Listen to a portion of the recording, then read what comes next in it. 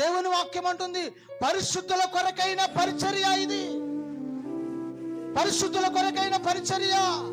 ఒకప్పుడు పాపంలో ఉన్నాం, ఒకప్పుడు తాగుబోతులుగా ఉన్నాం, ఒకప్పుడు వ్యభిచారులుగా ఉన్నాం, ఒకప్పుడు దొంగలుగా ఉన్నాం, ఒకప్పుడు నరహంతకులుగా ఉన్నాం, ఒకప్పుడు లోకముల సమస్త చెడు వ్యసనాలతో తిరిగిన మనలను దేవుడు తన పరిశుద్ధ సహవాసమునకు పిలిచి మనలను పరిశుద్ధులుగా కడుతున్నాడు.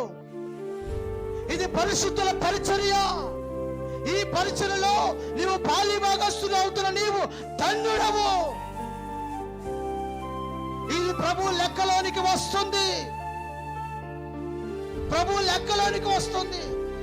ఈ పరిచర్య కొరకు నువ్వు ఖర్చు పెడుతున్న ఖర్చు దేవుని లెక్కలోనికి వస్తుంది. Praise the Lord. Hallelujah, hallelujah, hallelujah. పరిశుద్ధుల కొరకైన పరిచర్యలో పాలిభాగస్తులు అవుతూ ఉన్నారు. మాసిదోనియా సంఘస్థులు. మనం ఎలా ఉండాలి? కడవరి దినాలు తెలుసునా? మాసిదోనియా సంఘస్థుల వలె ఉండాలి. ఆమేన్. కృప పొందిన వారుగా ఉండాలి. క్రీస్తు విషయమై బహు శ్రమలలో కూడా సంతోషించేవారుగా ఉండాలి. మూడవది, దేవుని కొరకు ధారాళంగా దాతృత్వమైన మనసుతో నిండిన వారమై శక్తికి మించి సామర్థ్యమునకు మించి దేవుని కొరకు ఖర్చు పెట్టేవారుగా ఉండాలి. హల్లెలూయా. విస్తారమైన ఖర్చు. దేని కొరకు? ఎవరి కోసం? ఏమైనా లాభం ఉందా? ఒక వ్యక్తి అయినా తన జీవితాన్ని మార్చుకుంటాడా? ఒక వ్యక్తి అయినా తన బ్రతుకు మార్చుకుంటాడా? నువ్వు పెట్టే ఖర్చు వలన.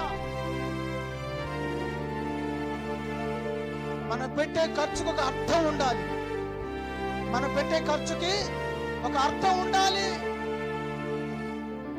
అర్థం పర్థం లేని ఖర్చులు ఖర్చు పెడితే ఈ రోజున నీ చేతికి డబ్బులు ఇచ్చిన దేవుడే డబ్బు కొరకు అలమటించేలా దేవుడు చేస్తాడు. అర్థంగా ఖర్చు పెడితే గుర్తుపెట్టుకో, గుర్తుపెట్టుకో. దేవుని సేవకుడిగా చెప్తున్నాను, ఇది దేవుని మాటగా చెప్తున్నాను.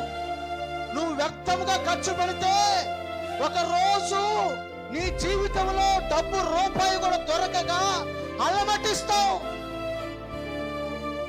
ప్రతి రూపాయి దేవుడిచ్చిందని జాగ్రత్తగా ఒళ్ళు దగ్గర